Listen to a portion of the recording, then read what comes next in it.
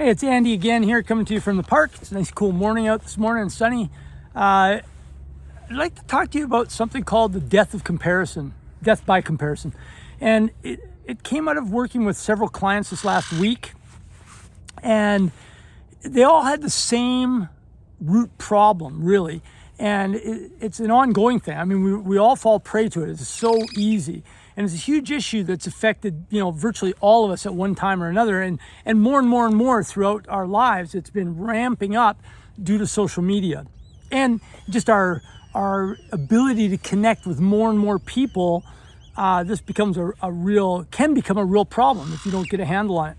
And because without even acknowledging it, your mind automatically starts to compare you with whatever you're interacting with, right? Well, we might be scrolling on social media or whatever, and we somebody that has more wealth than us, or more better body than us, or a nicer car than us, or whatever it happens to be, better job. And our brain automatically starts to compare. And we actually start to look at ourselves and wonder, first off, how come not us? And then as that slowly beats us down, we really start to find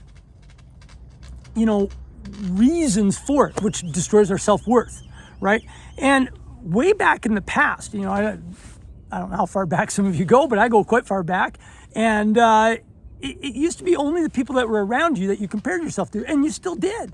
Living on the farm, we compared ourselves to the farm next to us. So they have a new tractor, we don't, whatever it happened to be. You compared yourself to your friends a little bit, probably. But there was this very small circle of stuff. There wasn't much TV, right? So it was a very small circle of things that you were comparing yourself to. And you got to remember that just like dreams or visualizations, your mind can't tell the difference whether it's real or not, right? You wake up from a scary dream, it's very real to you because your brain can't tell the difference between dreaming and real life.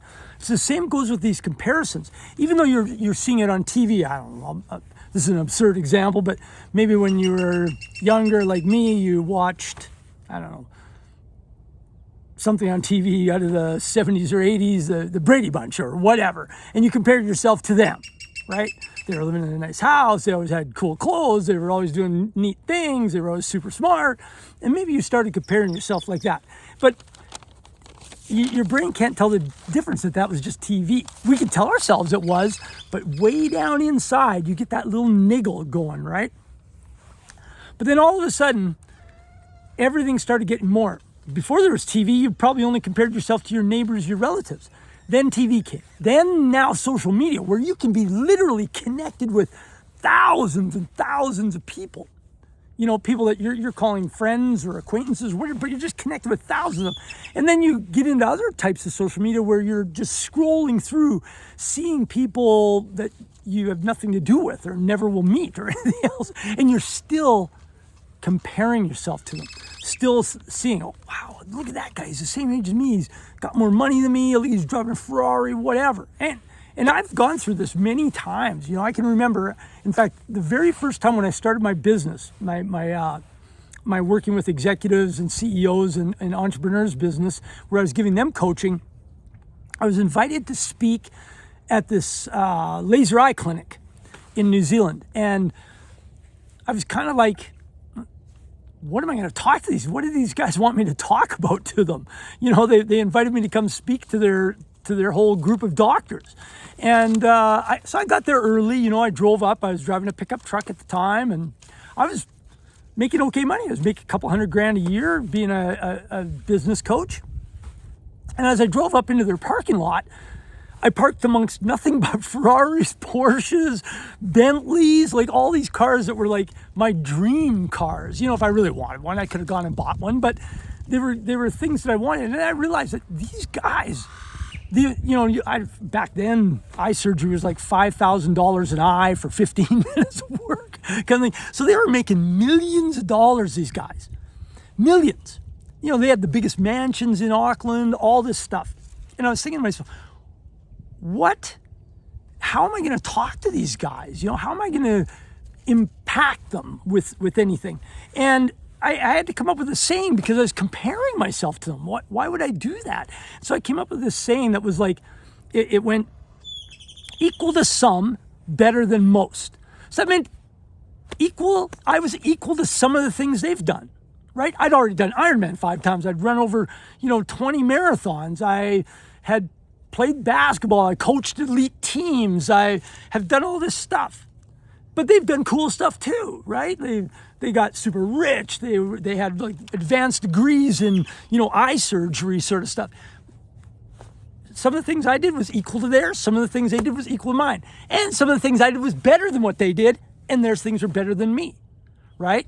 So it ended up that we were just good in different ways. So we didn't have to be jealous of each other or compare to each other because we're different people doing different things, right? So it's really about that. And death by comparison is when we don't make that distinction that we're all just ourselves and we don't need to compare to anybody else, right?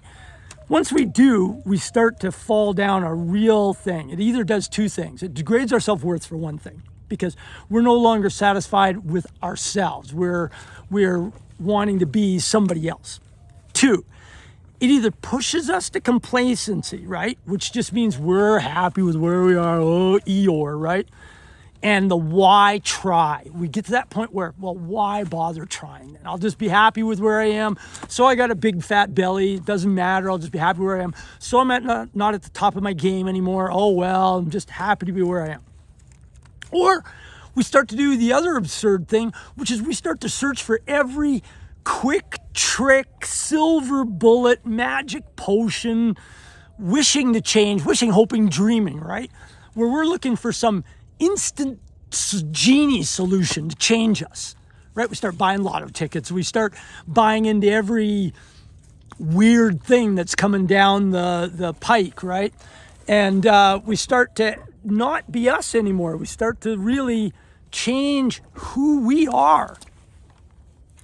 And that gives us more despair because now we might try these things and they work for a little while, then they stop working because they're not meant for long-term sustainability. They're just meant to get you interested in what's happening.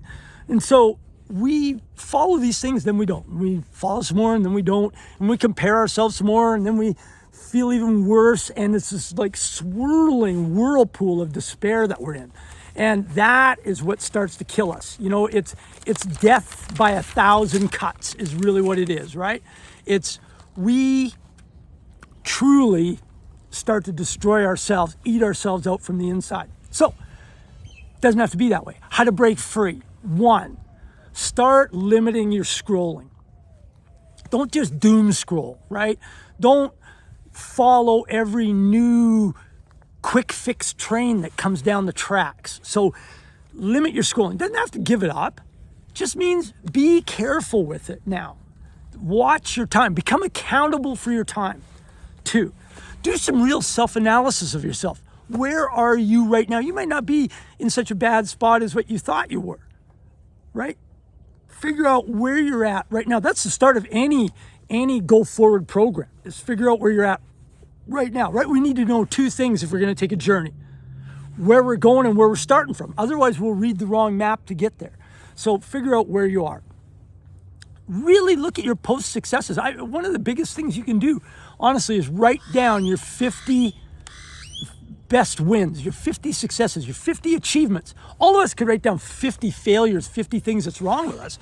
Find 50 achievements. It'll really open your eyes to your true self and your true worth. Then, 4th thing, sounds corny, but download my Stone Age Success Quick Start program. It's going to jump you ahead in getting rid of some of this stuff and moving back to where you are the person you want to be, the super you. Remember, I turn people into super people. You could become the super person of yourself. Grab that Quick Start program. And remember, if this has stuck a nerve with you, you're like, Andy, don't keep pointing these things out to me. Well, at least hit like and subscribe, right? And put down in the comments, where's your biggest comparison? Is it your body that you're comparing to others? Is it your wealth, your health, your relationship? Where's your biggest hurt factor in that comparison, okay?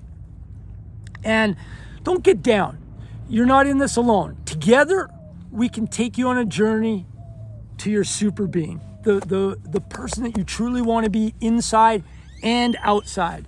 And until next time, this is Andy from Stone Age Success.